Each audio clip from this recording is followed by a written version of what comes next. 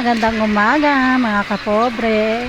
Have a blessed Sunday to all. Ayan, bibili kami ng buko. Maaga kaming nagising. Ay, actually tanghali na pala yan.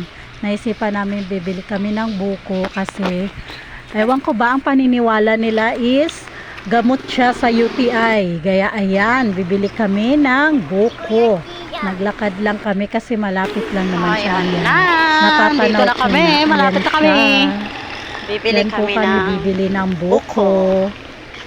Ayan, tapos sa tapat niyan meron dyan prutasan. Ayan oh, may prutasan dyan. Pabiling buko. Ayan. Dalawa, ito. Yung katamtaman lang po.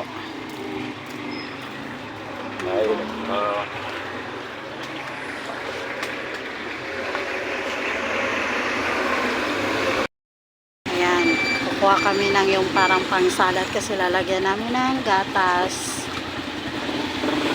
Masarap kasi yan lagyan ng gatas. Tapos bibili din ng isa para yung ano lang talaga, purong buko lang yung sabaw. Iinumin namin ng sabaw na purong buko.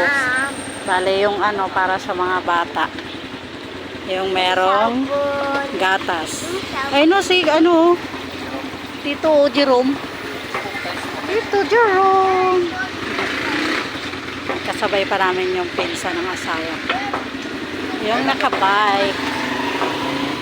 Ha? Mama. Ano ba yan?